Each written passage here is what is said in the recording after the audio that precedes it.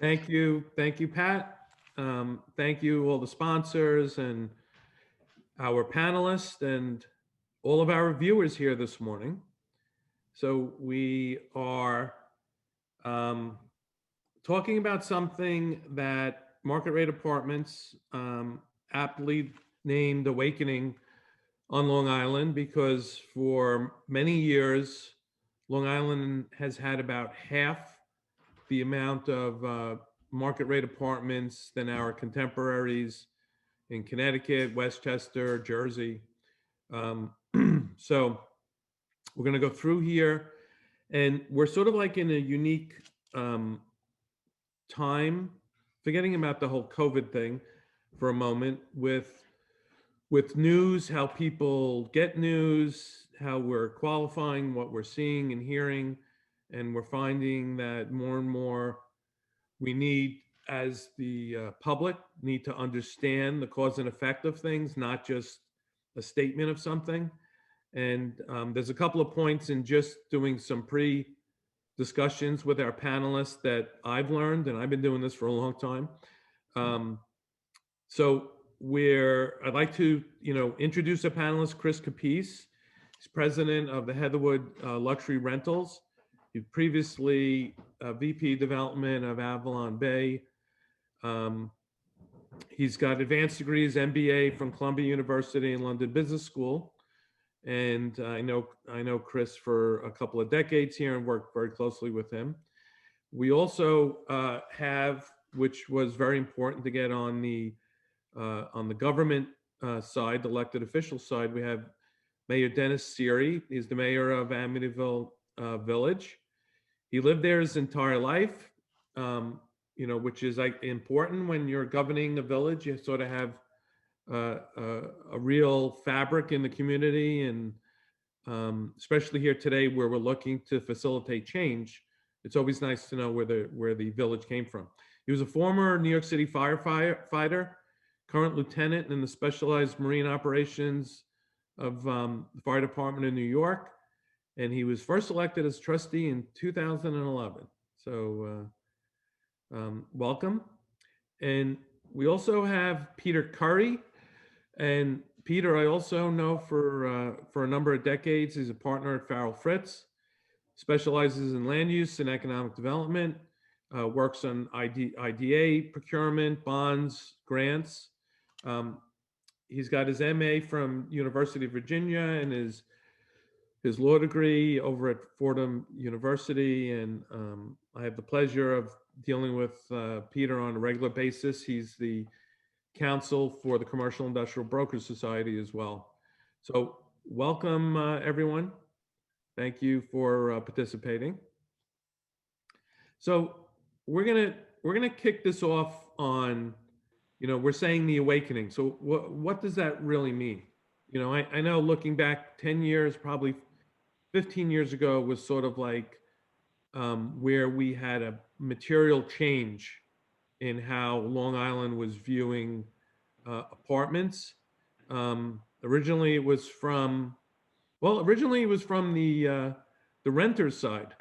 Um, I think I used this example before. I got married and moved into renting part of a house up in Huntington Village, and I would much rather have lived in a modern apartment complex with amenities and clubhouse and pool and barbecue area if it was available.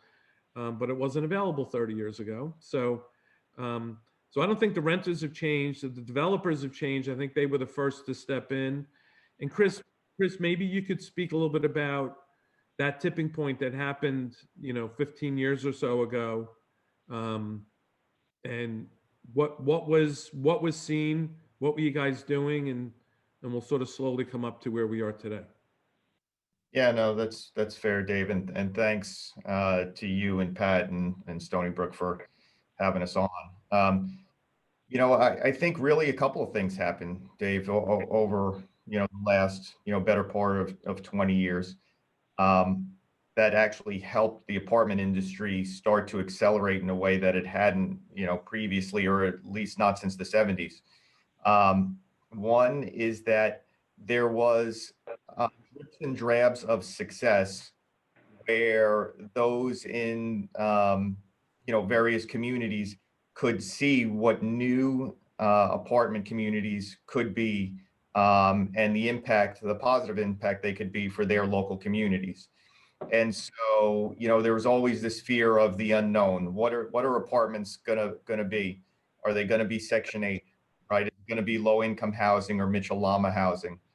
And I think there's a sense that, once some of these, what we'll call new generation multifamily developments were built, there was a greater, broader acceptance, where they would say, hey, look at this great development that, TriTech has done in, new villages in Patchogue, or look at Avalon Bay in Rockville Center. And I think once that fear of the unknown was out of the air, or at least started to, be addressed, then you started to see some, acceleration in some other areas. The second thing is and Peter can speak to it as well as anybody, is intervention by the IDAs to say, yes, these are the types of development and economic revitalization that'll be critical to our communities. And I give a lot of credit to the IDAs, because as much as the village and town boards, sometimes come under pressure from, whether it's school districts or local civic groups, that, hey, this is going to change the character of our community. The IDAs were also under some pressure as well, because it was another discretionary approval that was required to make the development economically feasible. So I think those are, looking back, those were two things that were, very important to kind of, moving this type of development forward. And we're in a place now where, I'll tell you, my old partner, Matt Whalen, who's a great friend of mine, we often joke, that we have the slings and arrows of some of these developments way back when. But, maybe it's getting a little more broadly accepted, and it's not, the vitriol isn't quite what it was way back when. Okay, so the one thing that we've seen is that the municipalities were big opponents early on, and now we've sort of slowly have them as proponents for all of this. I know all the fears. The kids are going to blow up the school district. There's going to be too many kids, and the change in the demographic that Chris, you were alluding to, by having apartments. There's going to be people from Brooklyn and Queens moving out here. More traffic, right? Sewer. Every possible thing. The devaluation of my residential home. And all of those have proven to be false, and more so, I think all of them proven to be just the opposite. There are some issues that we still need to convey, but Dennis, maybe you could talk a little bit about, from your experience with other municipalities. I know you led the was it the Suffolk County Villages official organization or something? So I know I got that wrong, but Suffolk County Village official. yeah, I was close. So what has made things change? What has made things change? So I know we're spanning 15 years or so, 10 years in what we're talking about, but I guess, we have examples of successes, but in your opinion, what's changed, and what's changed for you?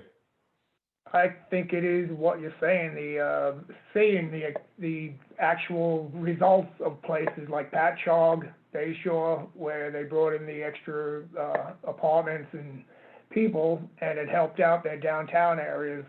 And just that, I think Chris Capece, when he came along, he was with Avalon Bay at the time, and he was their representative. He showed a very good article that kind of put the hammer down on everything that said the doom and gloom that never came, that, like you talked about 15 years ago, everybody was worried about, just like Chris said, all these apartments coming in, all these people, what is it gonna be? The unknown that killed people and scared them away. But then when we see the results of what we have two very good complexes here in Amityville, New Point Estates and Country Estates, that when they came along 15 years ago, I was on the zoning board, and I was kind of not, too hip on it, because I was afraid of the change. You have your small community that you don't want to see getting overpopulated.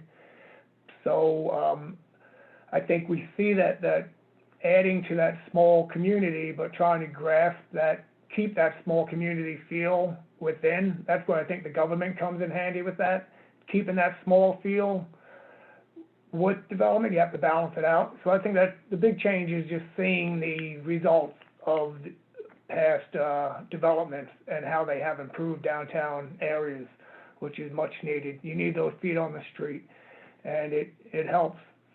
So I think that's the big change, just seeing the actual results, the doom and gloom that never came. So. Right. So Peter, you could comment, because you represent a number of developers. And I remember years ago, the goal was sort of like, keep quiet, don't talk to anybody. Hopefully people don't see the notice to come to the zoning board, planning board, or the town board hearings. That's all changed. There's a whole new business out there, in your face and vibrant, and sort of leading the way with some education, before they really get into the big, looking at plans, looking at densities or whatever. Could you talk a little bit about that, on how the development side has sort of like taken advantage of, social media, has taken advantage of reaching out to civics and whatever? And I think there was a tipping point where a development that Chris is very familiar with went in under traditional application theory, and social media had a lot to do with the project stalling. And upon seeing that, everybody said, listen, we can't be just defensive against this. We need to get out ahead of it and provide the story, and try to provide the story first. So in the work that I do in the IDAs, what you need to show is this is an economic move. It's people moving into a place. It's apartments. It's multifamily housing. It also has an effect on the economy. You need to show the positive effects on the economy, and that the negative effects that everybody's afraid of do not exist. So in addition to what Dennis was saying, you need to have a project that fits within the village, or fits within the area. But you also need to show that by the construction and operation of this project, you actually make Long Island come out better economically. If you think about what the IDAs were doing when they were dealing with only industrial, office, and other types of projects, they were saying, this is the economic benefit, but if people had no place to live, then they couldn't hire the workers, and then the economics of the project wouldn't work.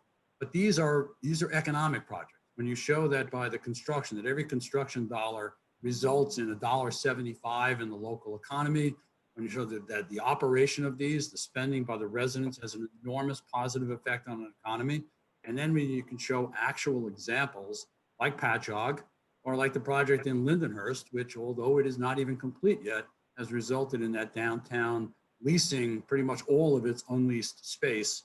When you show the positives, then that's the kind of social media that you have. You also need to reach out to particular groups and try to interact with them.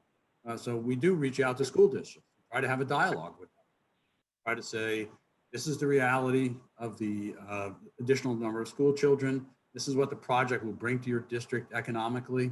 And a lot of times, because of the 2% cap, it's not as if the school budget goes up, but the taxpayers end up paying less, because while the budget only goes up by 2%, now the increase in taxes and pilots that you're making in that area make everybody else's taxes go down. It's one of those unknown factors that people, you can actually have your taxes go down by these projects coming online. And you just need to make these points over and over again. You need to make them in smaller groups. You need to make them in large groups. You need to make them in the newspapers. You know, Newsday is against pilots. It's against IDA transactions without really much of a reasoning. So you have to use social media to bring all of these things out. And it's not a 2-month process. It's a process that takes several months, a lot of meetings, a lot of negotiation, but you know, you're investing in some cases hundreds of millions of dollars in these projects. It's worthwhile spending the time on social media to let everybody know the benefits. Right. So let me just, I just want to go over the school tax thing that you just said, because now that I know what it is, what you're saying makes perfect sense, but until I really understood it. So what you're saying is, if there's a new project that's going to add $5 million worth of taxes to a community, the way that the tax structure is set up now, your taxable base doesn't change, just that everybody that's in the base splits up that cost. So even though there's $5 million more going into the school district area, it doesn't go to the school district. The only way you could do that is if you allow, right, through state legislation or whatever, make some changes that if there's an increase in $5 million, that gets added to what the school can tax and not just get piled into what they're existing the pool. One of the anomalies of the 2% tax cap as the state has, the regulations that the state has, is that if a property is on the tax rolls, the increase in assessed value of that property increases the entire assessed value and is added to the 2% cap, which means that your taxes can go up more than 2% over the prior year. They can go up 2% plus the increase in assessed value. Right. Fortunately, the way the state legislation works, pilots are not included in that. So while the pilot payments are given to the school district, they're still subject to the 2% cap. Right. It's an anomaly that really has to be dealt with, because the school districts would, this would make things a lot easier with the school districts and frankly, every other taxing jurisdiction. You know, because the school districts say, yes, well, you're giving me all this money, but I'm still stuck with the 2% cap and you're bringing in all these school children. Now, Right. we know the projects, the communities are not bringing in the school children, but it would be nice if all the taxing jurisdictions could see an increase in their taxable base for projects that have pilots. Right, right.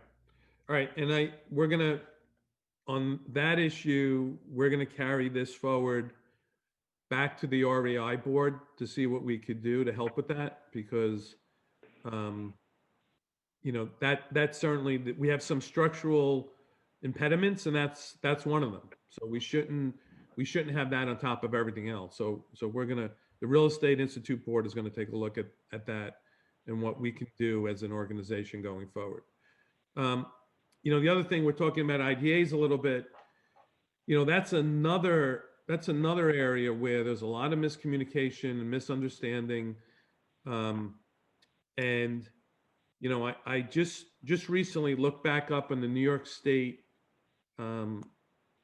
budget line items and looked in Long Island and looked at for the IDA money. And there's let's take Suffolk County, for example.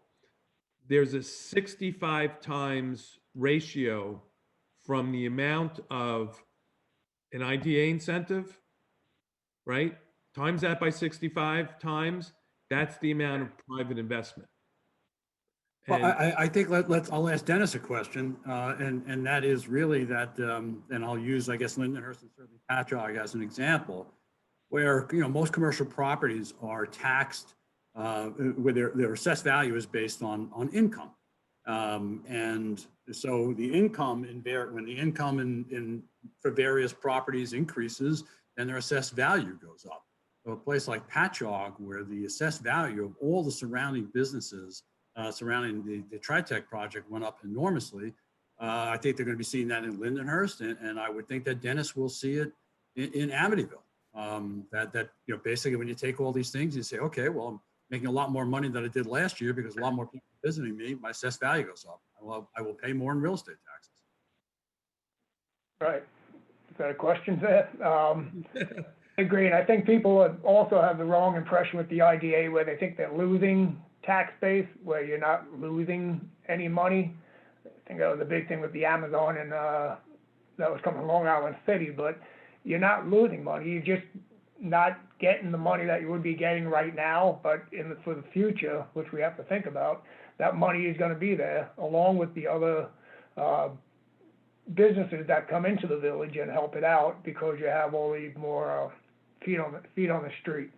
So balancing that out in the community is definitely something we have to look at as a municipality. So it's the idea is definitely being helpful there.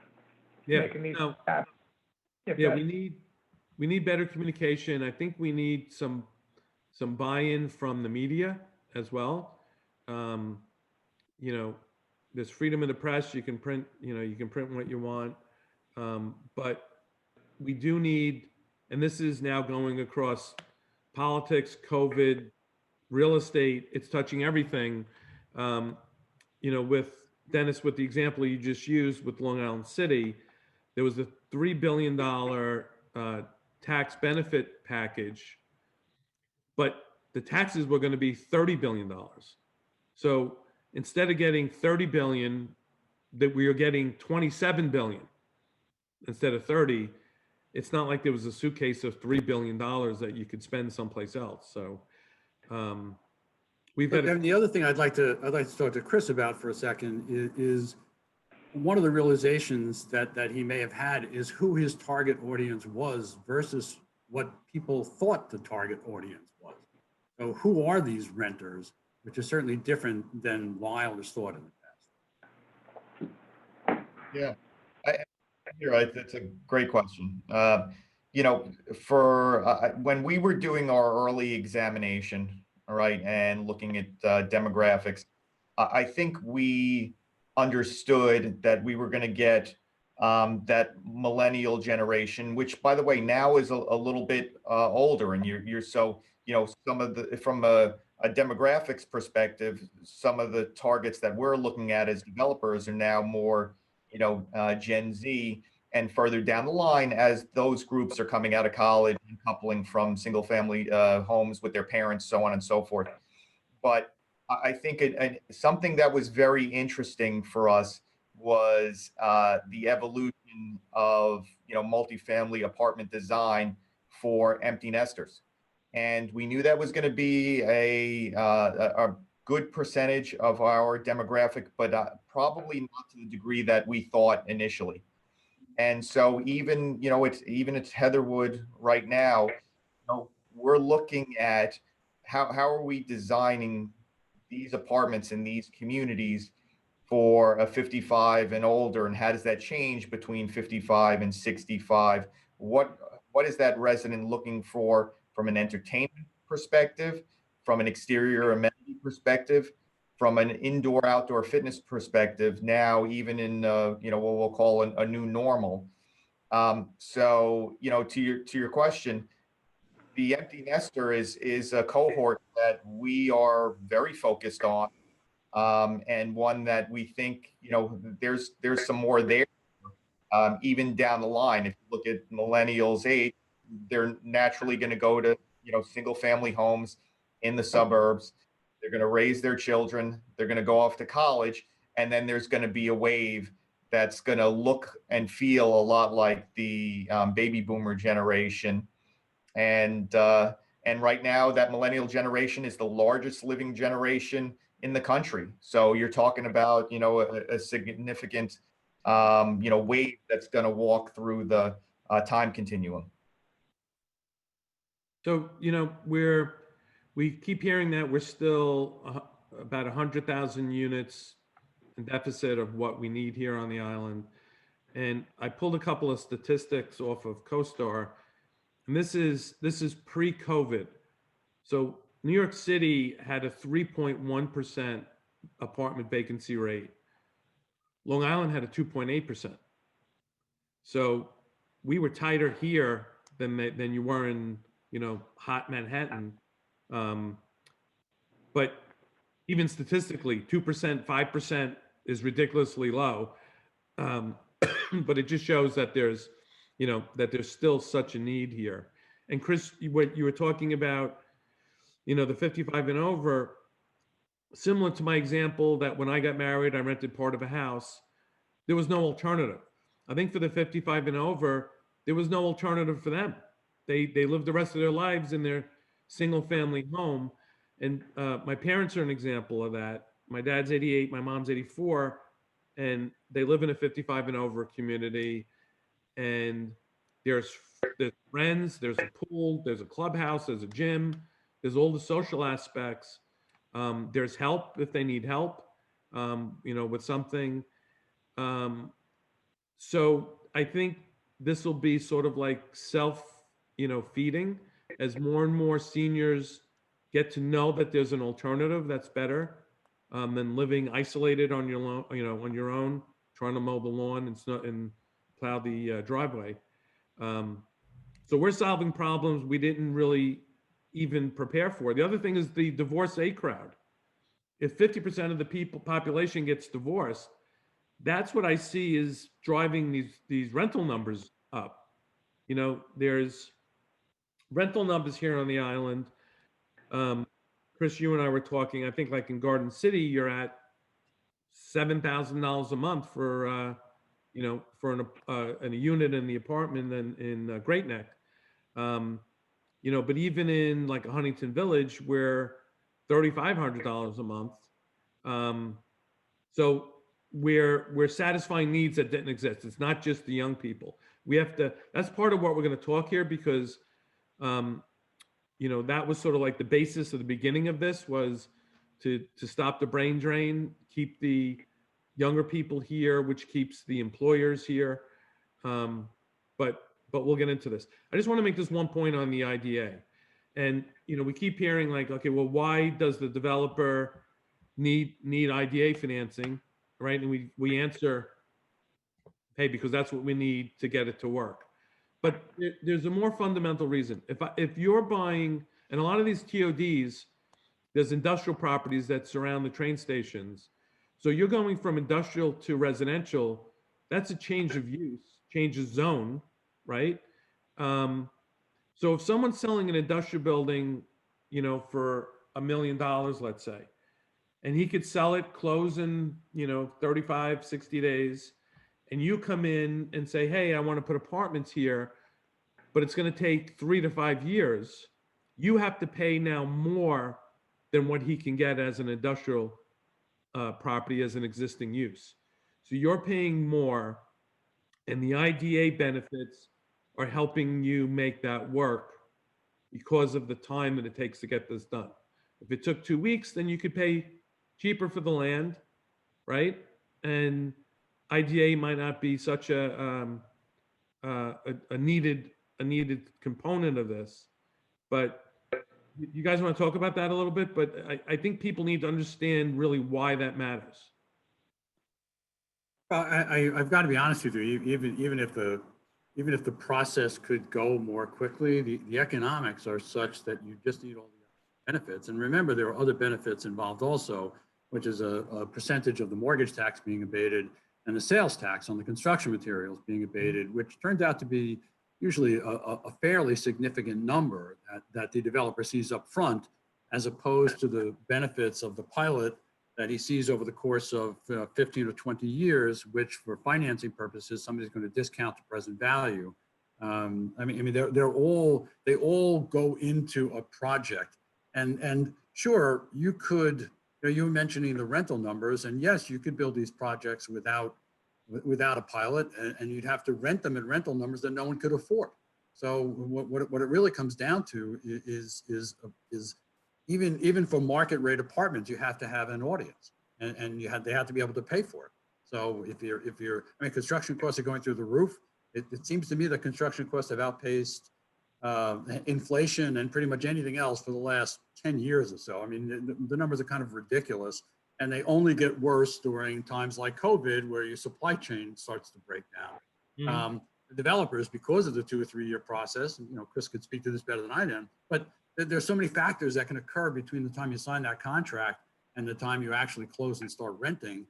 you need some protection, and part of what the pilots provide is some certainty and protection about what the taxes are. So, Dennis, is the Gray Barn development, is that in the village? That is not within the village, no. Not within the village, okay. So we, let's just move on here because we're talking a little bit about how things started, what was the target audience, what are we finding the actual audience is.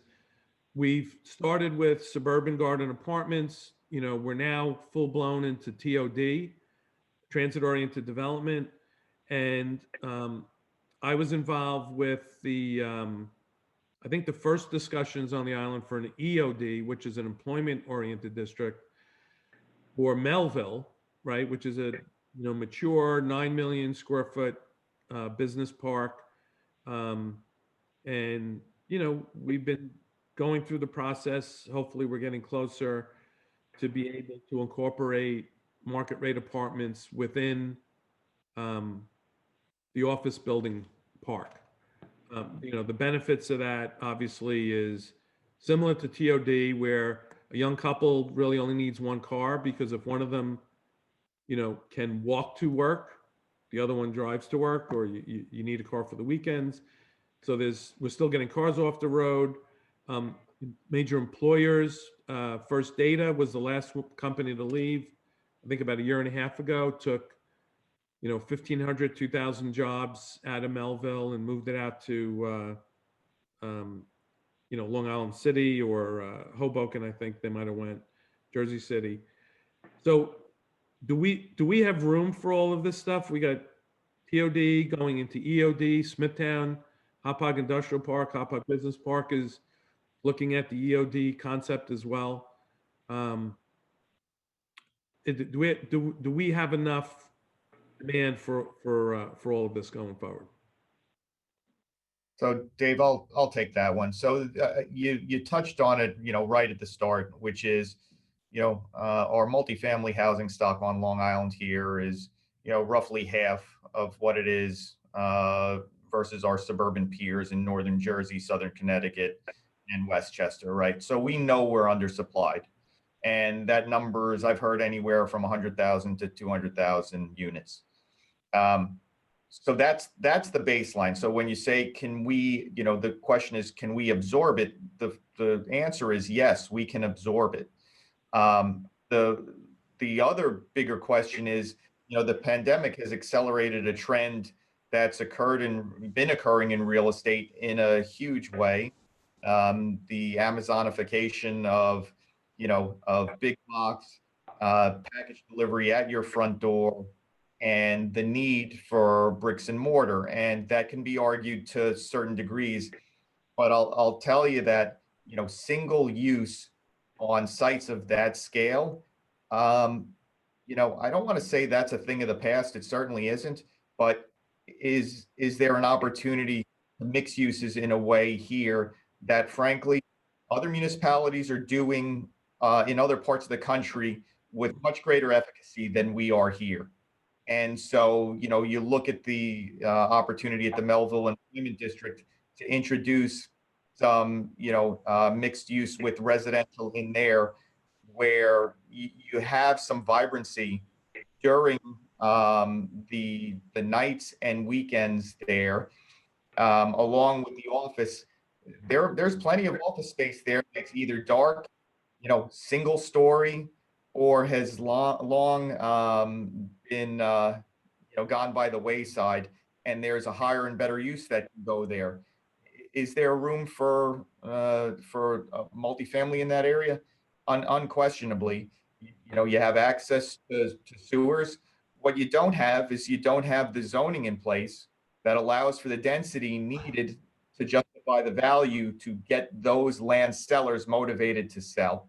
And that's a big lift. And that's kind of the critical juncture for us here. Yeah. I think that like a good example of what you're talking was Broadway Mall in Hicksville. It's got a bunch of dark stores. It's walking distance to Hicksville train station.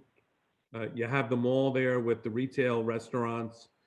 Um, you know, Long Island has still been very resistant to that sort of Meisner Park, down in Boca type concept, where you've got office space, you've got, medical space, uh, retail with residential, um, City Place in West Palm Beach is another one that sort of has that whole concept going. And I think that would be a huge success, here on the island, even through, I'm telling you, I rented when we first got married in Huntington Village. I still live within a mile from Huntington Village because I like to be able to, the walkability of it. Sometimes we walk in, um, you've got the movie theater, you've got shows, Paramount. I mean, it's it's not something new in human nature to want all this stuff. It's only new on Long Island that we're being able to provide it. So, um, so one of the big things that have been holding things up has been land use. Even the EOD concept, um, there's been a lot of discussion. Um, one of the issues are some of these things, they span multiple, supervisor terms where you're dealing with multiple supervisors or county executives on certain things, and the things just don't really kind of move quick enough to actually get done. But Dennis, I wanted to ask you because, we've been a full 10 years into the TOD thing, and we've got plenty of examples of success. And so you're sort of like, late to the TOD party here on the island over in Amityville Village, but it does give you empirical data from other villages on how it worked. So I wanted to discuss with the three of us, starting with Dennis, is what have we learned from what we've done over the past 10 years? Like, talk about best practices. Dennis, what are you now targeting and your residents are targeting and the businesses that are telling you that they want there? Just kind of go through the mindset a little bit. Going through the mindset, we got, people, they want the people to come in, obviously. Everybody wants a restaurant here. We've learned from, like you said, from 10 years ago, we are a little bit behind the 8 ball at our village, which we were talking yesterday about that, and I feel like, I hope we didn't miss the boat, but I don't think we did, especially with the pandemic now. We're seeing that people can work from home, so I think we have like the second wave of this TOD district coming, and we see that reaching out to the community, I guess, we've learned from that, and letting the community be part of the whole process and give their a lot of input into what's going to go there and what we want to see helps out the businesses. They want to see all the businesses in town are very excited about all the residential units coming in, and they just can't wait for it all to get completed. And even people hearing about things going on, Avalon Bay coming in, we have Village by the Bay, the 115 unit complex, is having businesses come and look into the village and making us a lot more enticing for them to come in, knowing that we have all these people coming around.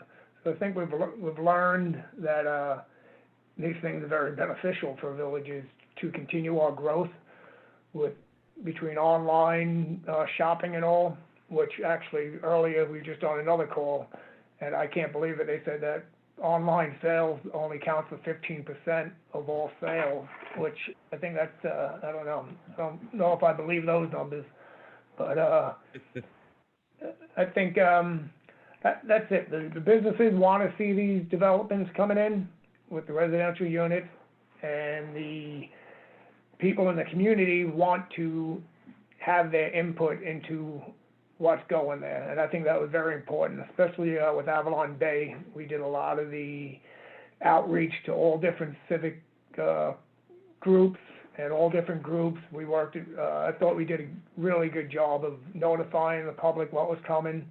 Like we talked about earlier, somebody mentioned, it used to be, let's try to sneak it in and hope nobody sees the notice, and here we, we'll get this unit done. It's not the way of the world anymore. Transparency is huge, and letting people know it is 90% of the battle. Letting people know what's going on, what's happening, get their input, and take their input and use it, put it into the project. It helps everybody. And I think that's crucial.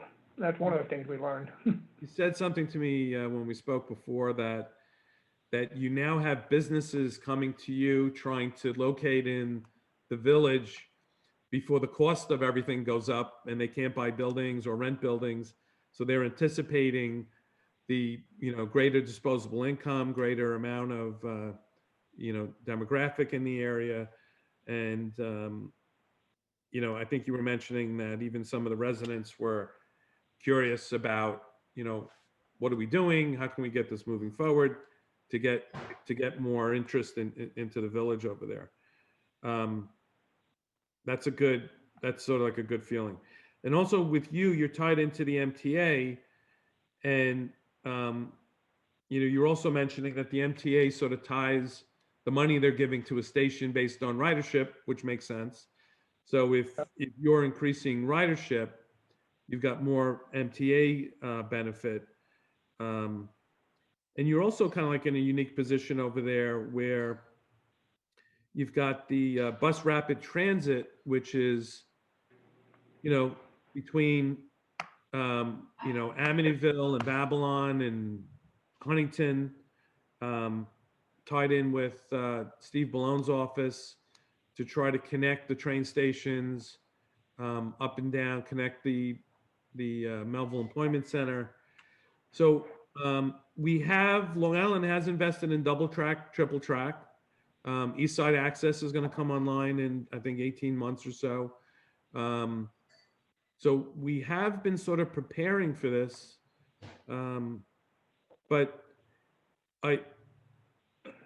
Peter, do you see, what do you see changes in the process going forward? What do you see, now that we're tying in, it's not just Amityville Village.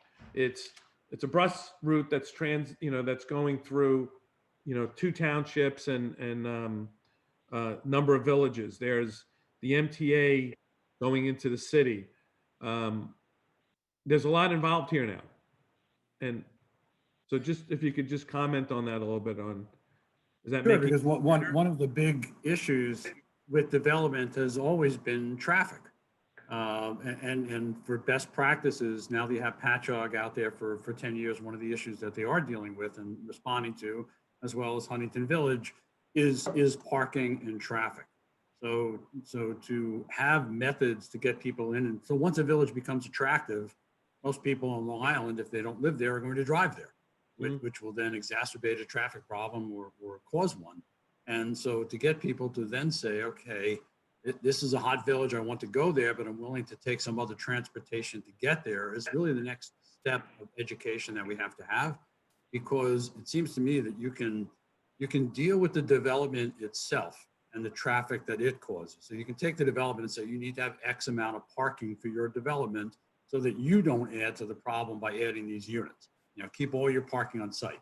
But you become a victim of success at some point in time, manage your traffic problem. So the things that you're talking about are perfect for safe, fast travel.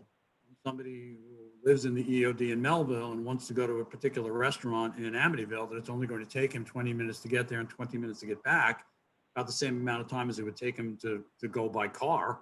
That's a perfect solution. We need a lot more of that, tying the region in.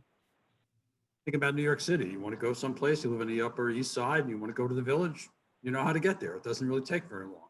Long Island needs that kind of capability to get from one place to another. Right, gotcha.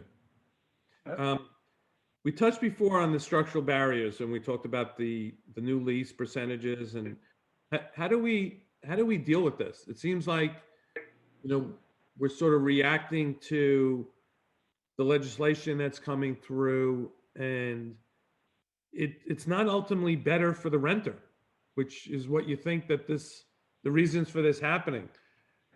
Do we need to be bolstering out Long Island's footprint in Albany? I mean, like, what do we do to deal with these issues? Albany's allowed a certain amount of local rule on the decision to have rent stabilization and rent control. And I think in terms of the local rule, it'd be very difficult to find any Long Island entities, maybe the village of Hempstead would, but a whole bunch of other places say, no, we don't want this. We'd rather let the free market decide. The more units you build, the more competition there is. That's the traditional way to keep costs down and keep rents down, is to have choices. And if you want somebody to rent in your development, you're going to make it attractive for them to do so, not only in terms of the amenities, but also the rent. So, you know, when you're 100,000 units under, you were mentioning, is there space for the EOD? With 100,000 units, there's space for pretty much any product that you could think about. You can gauge your product for the particular market segment you want to deal with, and you won't really budge the numbers much. How many units do we bring online a year? And I've been involved in a lot of really high profile projects. Chris, I'll ask you, do we bring overall 1,000 units on a year on Long Island? Maybe. Yeah. And in some years we've brought under 1,000, right? And that's for an overall demographic of 3 million people, where, you know, in the 70s, that number looked like 25,000 and 30,000, right? Yep. So I think that the home rule legislation for us on Long Island has so often been the Achilles heel, meaning, again, very powerful local civic groups can come out and oppose, and the local villages or townships are really under duress and political pressure to not approve some of these types of developments. In many ways, however, that can be an ace in the hole for us, because, and I'll point to Dennis, right? Dennis and the village of Amityville and the guys in there like Kevin Smith, those guys took a position that we are going to create an overlay district, right, in and around our downtown and train station. And that is going to create opportunities for a Land Tech, an Avalon Bay, or whoever is coming next, right? They have hundreds of units that are coming into their downtown. Now this is where I give Dennis the elevator pitch, right? You know, it's a mature downtown in Suffolk County that has one of the best, if not the best, train duration time to Penn Station, right? You're a quick drive to the 110 corridor. It's a beautiful historic downtown, and you have an administration that is taking a leadership role in making these things happen, right? Before I left Avalon Bay, we were working with the city of Yonkers, right, where Mayor Spano had brought on thousands of units, right, and had more in the pipeline, right? Him on his own initiative and his administration's initiative was changing the character of the Yonkers waterfront. So from a Long Island perspective, we need to think about, how are we competing, right? How are we competing with our suburban peers in places like Jersey and Connecticut, right? There is flight right now that is coming out of the urban city center, where for years there was a reurbanization trend not only in New York, but also in DC, many of the major cities throughout the country. And now we're in a place where not only is there urban flight, but there's also economic flight from New York. We got the double whammy, because you're seeing many New York City developers that are going to Florida, going to Denver, going to tertiary markets like Nashville. And so you look at what's happening right now, our opportunity with home rule is to do exactly what Dennis did and Amityville did, and say, you know what? I see an opportunity to reposition a portion of my village or township for something with higher and better use, and something that's going to give me predictability with taxes in the future. And so I think if I'm an elected, and again, I look through rose-colored glasses, I'm the developer, but I think those are fantastic opportunities for us in some of the areas that we have here. There are no pessimistic developers, by the way. Yeah. I think that's a good point is, for our village, like looking for the future of what we have, and I speak about it with one of our other trustees a lot, is looking back at Amityville, say 20 years ago. And like I mentioned, a couple of these other developments that came in back then.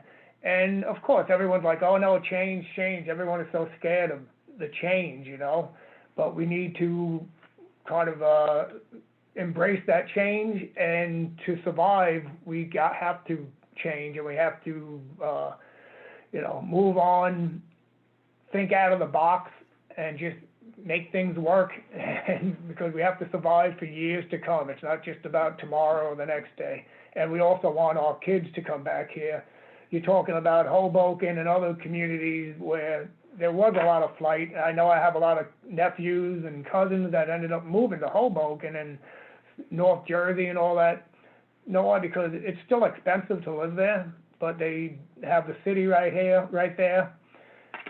In Amityville, we're looking at, like you said, the train ride is a 1 hour train ride. We also have a nonstop train that goes right in there. So we have a perfect opportunity here. And we have the 110 corridor where the people could live in here like they live in the city, where they don't need the cars. They could jump on the train and go. And we need to embrace that and make those changes. And you get some fight back from it, but you know what? Every once in a while you have to go with what you believe in, and sometimes go with past performances such as Patchogue and Bayshore and other communities that have done well, and take a little bit from them and mold it into your own community and make it work. Well, that's the thing I find funny, actually, is that when people talk about change, they ignore the past 20 to 30 years. I grew up in Freeport. When I was a kid, Freeport had a vibrant downtown, which, by the time I was in high school, wasn't so vibrant anymore, and it's never really recovered. So people forget, when they talk about we don't want change, it's not as if the downtowns were doing well. The downtowns were doing miserably, which has an incredibly negative effect on the tax base. And that would result in foreclosed properties, closed properties, all sorts of things. And people need to understand not only the aesthetic, but the economic aspect of this. What does vibrancy bring? Vibrancy brings a lot of tax dollars, which make for a better community. The more taxes you can get paid, the better off you are. So you're bringing people, feet on the street, as you said. I mean, it's funny that people, when they cast their mind back, they seem to cast it back 30 or 40 years rather than the intervening. Right. Yeah, even Patchogue. Patchogue was, sort of like the pinnacle of Suffolk County, probably 70, 80 years ago. And then it went into a decline, and now it's, resurged again. So Peter, that's an excellent point. It's where are we coming from? A lot of these places we're coming from a low point. And at Amityville Village, you've got a fantastic waterfront, right? Absolutely, yeah. Beautiful waterfront. We have access to the barrier beaches.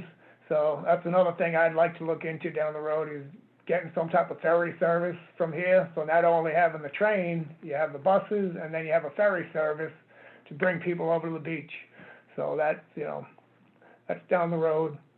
But I think that's another opportunity there too, for that transportation, where you don't need the cars. Yeah. And soon, like I said, in about a year and a half, when the East Side Access kicks in, you'll have not only a clear shot to Penn Station, but to Grand Central Station in Midtown. Yep. So Yeah. flexibility as well.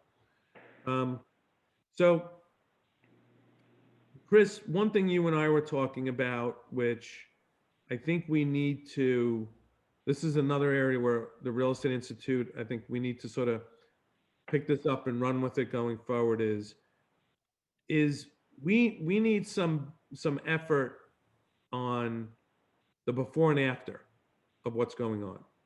And I know so I'm on the Huntington Planning Board, and when Avalon was coming into Huntington Station, I was vice chairman of Huntington Economic Development Corporation. So I know a lot of how that was happening. And I think that's the project, Peter, you were referencing before when Avalon came in the first time the old way, and then social media sort of killed it, and then came back in and, had a success. But I remember That's when Chris got his first gray hairs. more than one from my recollection.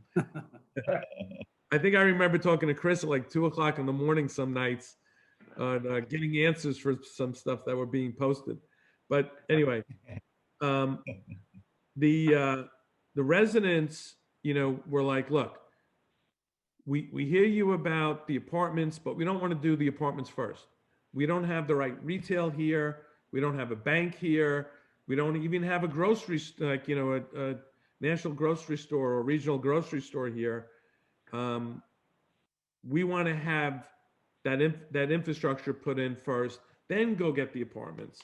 And, we're trying to explain to them that there's a balance between what you're spending, how much you're spending, and what you're spending it on with what services are in the community. In order to change that, you've got to change the appetite and the habits of the people that are living there. So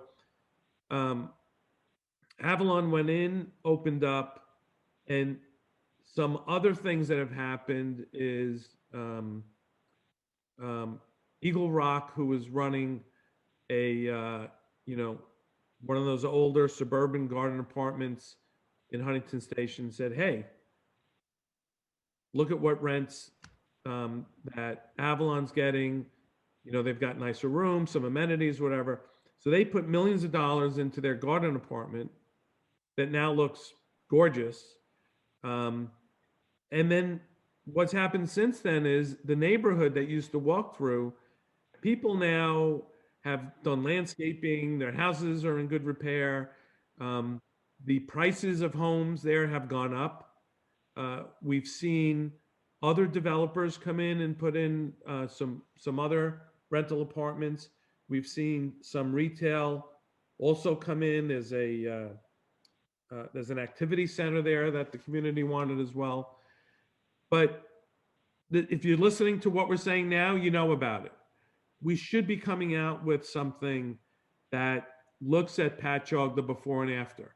What's the economic? What's the societal changes that are over there? What's the quality of life that is, that's changed for people? It exists, David. It exists, and we've actually used it in more recent applications before IDAs and also before planning boards, but just showing what has happened in Patchogue, which is the best example because it's the most mature example. So that data is there. It's been around for about 7 or 8 years of data, okay. and it's being brought now to show, again, mostly assessed value, which is the thing that it seems to me that taxing jurisdictions should be interested in. Everybody should be interested.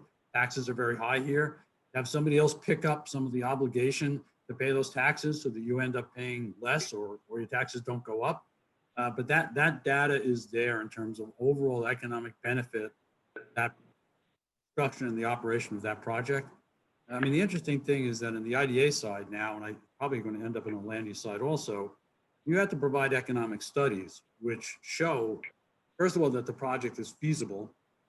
Second, that the pilot benefit that you're getting is not just a boon to the developer without a commensurate benefit to the community. And third, just the economics. So yes, this project is needed.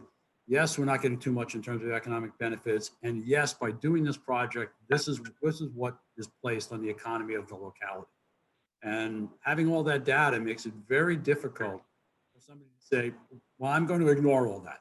I don't want it anyway. And certainly the people who are the decision makers, when they're presented with all of that information, they find it kind of easy to say, okay, we'll discuss the aesthetics of the project, but the fact that it's needed, you've made your case. Okay. I haven't seen that. So Peter, if you could, when we're offline, if you could send me the link or the file or whatever, that's something that along with the white paper that the Real Estate Institute did on the effects of school-age children by market rate apartment developments, where we showed that you needed 11 units to produce one school-age kid. So I think we need to sort of aggregate these and have a place that everybody can access this and use it, going forward. So let's jump to how e-commerce is changing.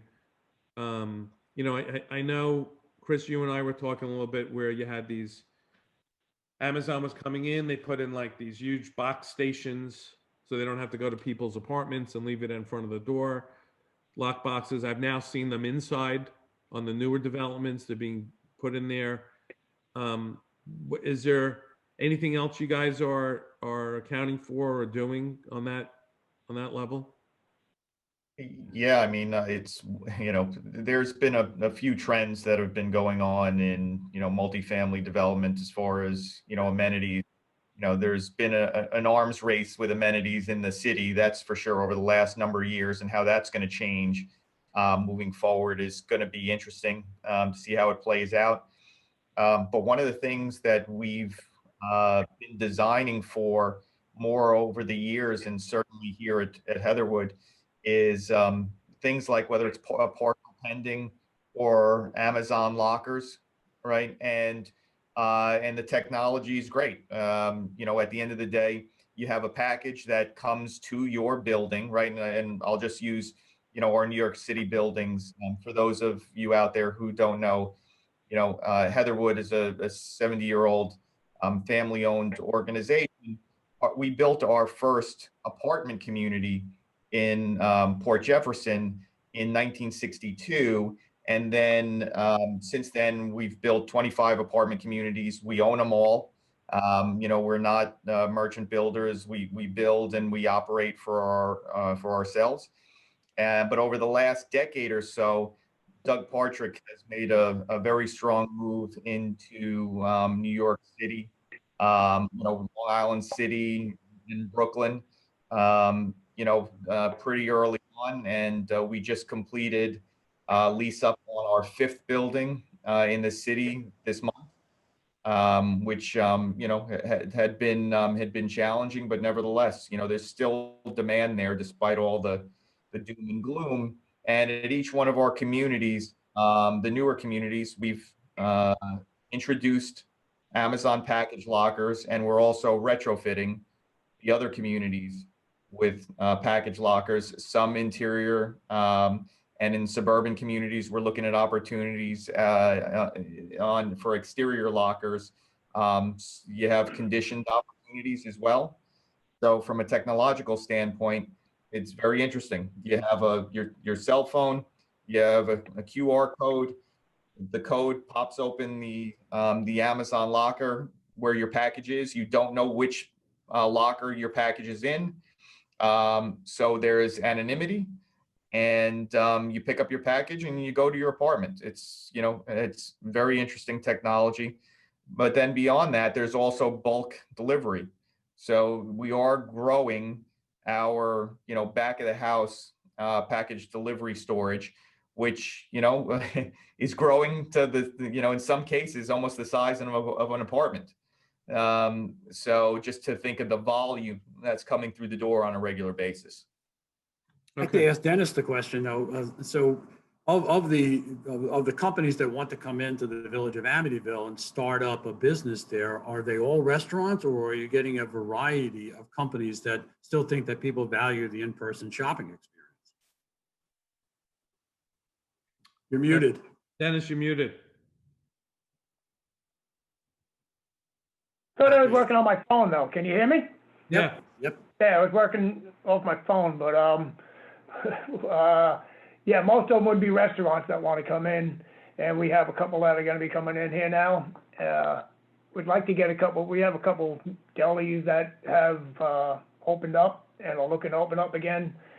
We did have a music venue that came in, and right now is hanging on a thread because of the COVID, but So it was, I guess, a mix. We had restaurants, we had the music venue, we had the deli. So it has been a combination of things. I'd like to see more retail coming in. That would be really nice. But maybe, you know, once we get established more, they'll start coming in. So we're more than open to anybody coming in. I'm always, in the words of Ross Perot, I'm all ears. I'll listen to anything.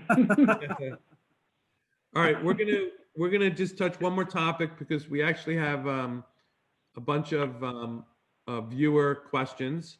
So COVID-19 and COVID XX I have here, and whatever future COVIDs we have coming down the pike. What is that changing some of the designs, densities, layouts? Like, are you going to start adding, Chris, you're going to start adding like home offices in your rental apartments? Have you guys considered that yet? And what's the discussions been? Yeah, no, I think that's the topic of the day. And we're having those conversations often on various communities here. So, Dave, you know, it depends on the community and where we are. So let's just talk about some of our suburban development out in Long Island. From a new development perspective, what we're looking at more is the expansion of exterior amenities, and whether that's exterior fitness offerings, covered areas. Those are some things that we're hearing a lot from our residents. And we did a corporate-wide customer survey to quantify what some of that demand is. And we got some very interesting feedback at our existing communities where we're looking at repositioning some of our clubhouses and courtyards. And one of the things that came back was that actual need for business-like WeWork space. Now, remember, some of our communities are of older vintage, Class B, built in the 60s, 70s, and 80s. So you have product that's, you know, 60, 50 years old. And in those areas, there aren't necessarily the extra room in the living, dining, kitchen area where people can set up for work very easily. So, you know, one initiative that we have, which is coming down the pipe, is developing one of our clubhouses, which will now include, you know, WeWork-like space and gathering spaces, including, you know, some conference areas where those who don't have the ability in their homes can go to interior amenity space and sit down and do those things. So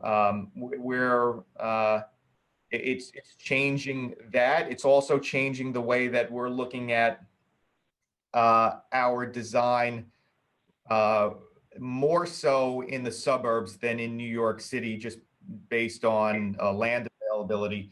But is there a desire now to have your own front door versus double loaded corridor, common entry?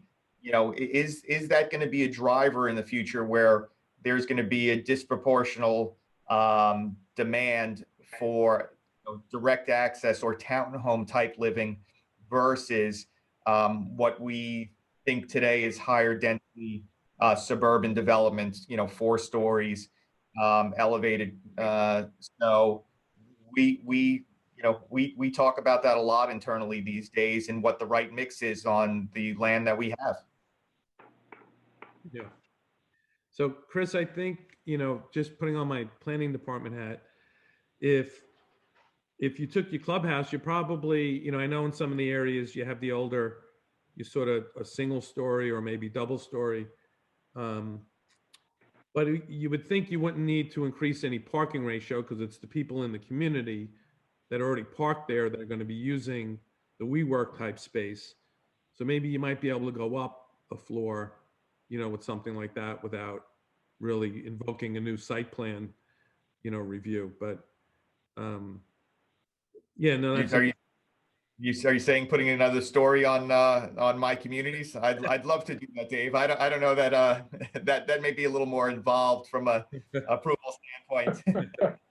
I thought you just got a pass, Chris. Go to it. I'm saying from a parking thing, it's not like there's people coming from the outside to bring more cars.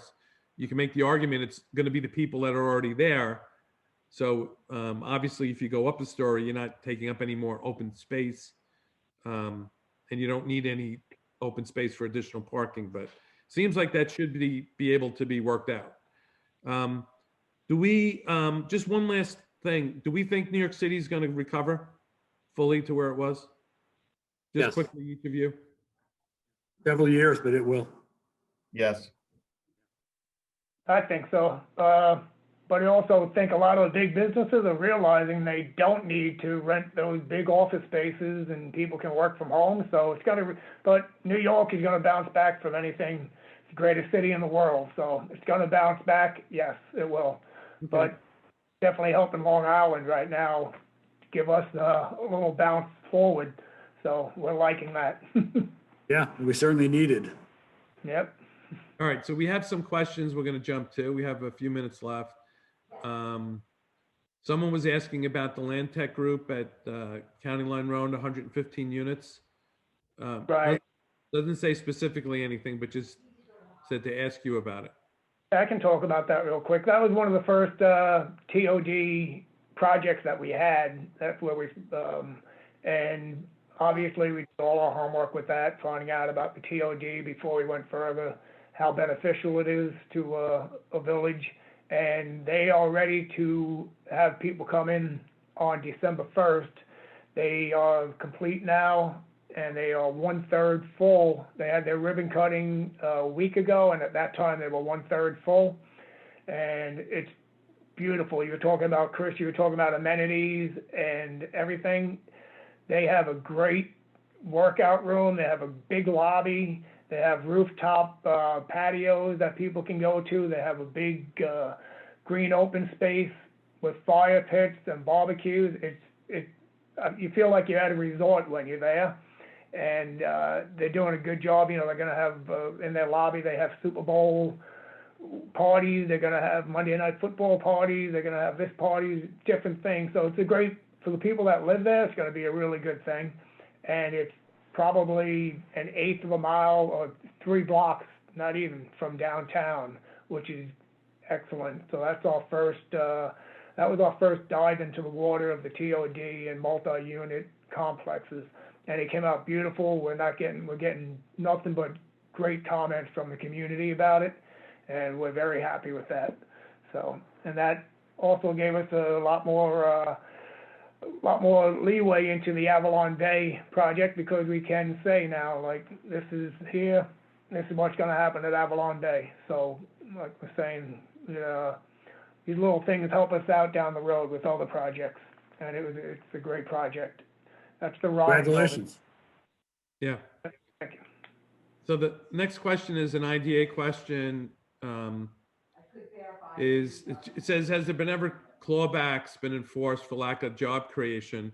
And I know in the old days there used to be the benefit up front, but I think, you know, now you don't really get the benefit until you actually create the job. No, you get the benefit up front, and then there is clawback, and the clawback is not only the real estate taxes or the pilots, where you would have to bring your payment up to. So prospectively, you go back on the tax rolls. Retrospectively, they claw back the sales tax, mortgage tax, and pilot benefits that you received. Now, this doesn't really happen in the multifamily world, because multifamily doesn't really promise jobs. A lot of multifamily communities, there may be 5 jobs, something like that. The economics of multifamily is different than a manufacturing facility or another type of facility. But, you know, certainly on the non-multifamily side, there's been a lot of clawbacks. Companies merge and leave. Companies don't meet their employment requirements, and can't show a reason why. And, you know, for instance, COVID has affected everybody. So I don't think you're going to find a lot of clawbacks this year, because everybody understands what's going on. But in the normal year, and a lot of it's happened through mergers, where the company was doing fine on Long Island, get bought by somebody else, they closed down Long Island. Those companies pay clawbacks. So there's a side to the IDA that on the tax side that people don't realize that's a negative as well, is you give up your your right to go back and get your taxes, adjusted down. So like we've seen, like the Lufthansa building over in East Meadow, had taxes were like $15 a square foot.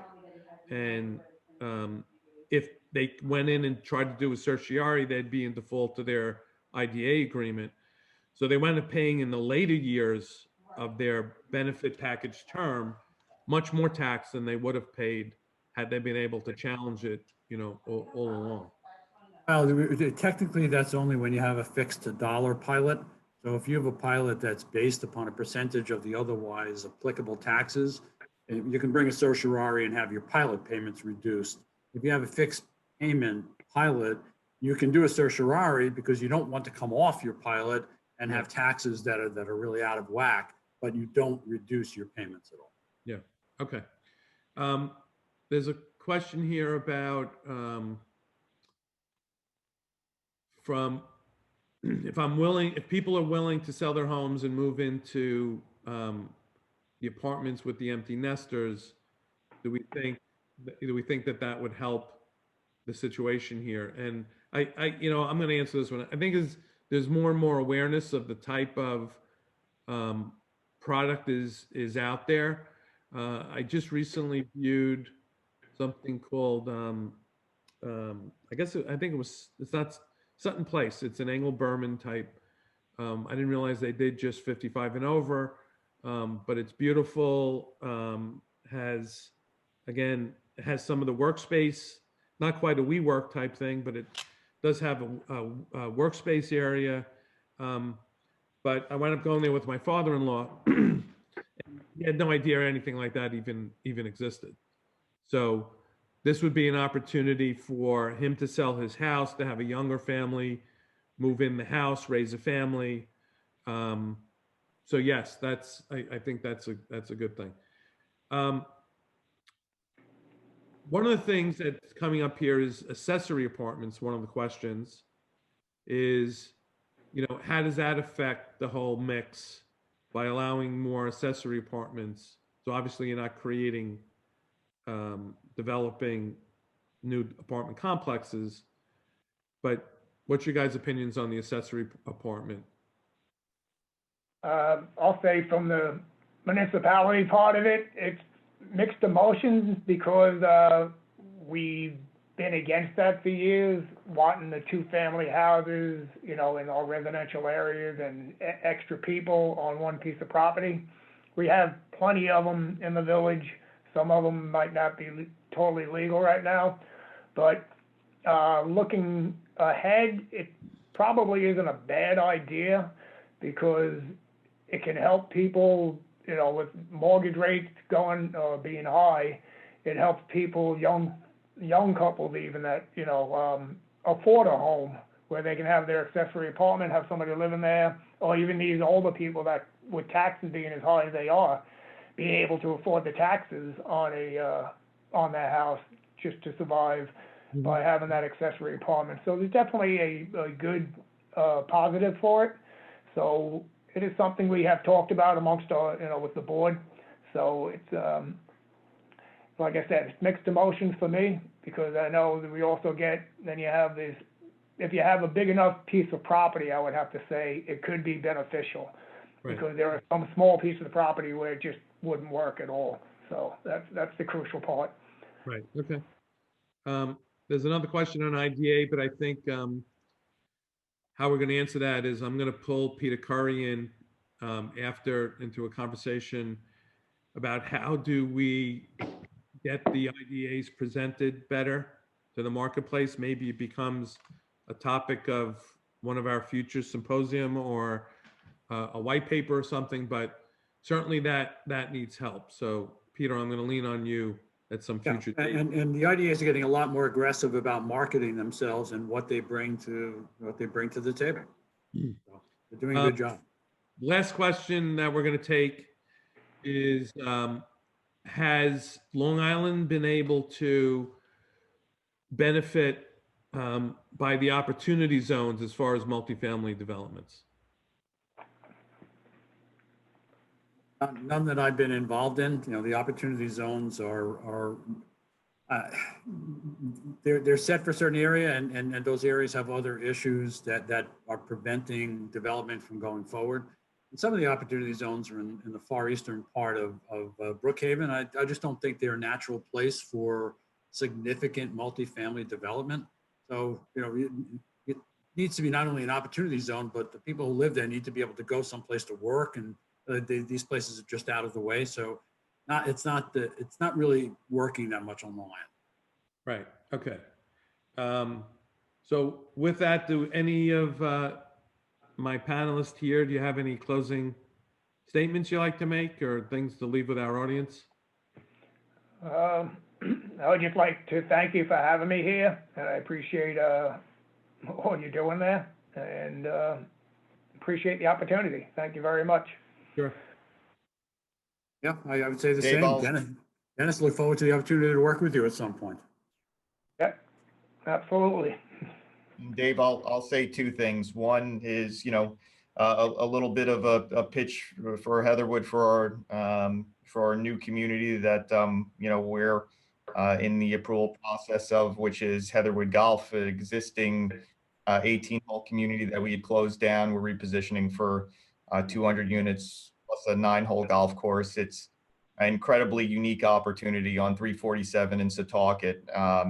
There aren't that many multifamily players that own a golf course that they can reposition for something that, again, I think is going to be very unique on Long Island.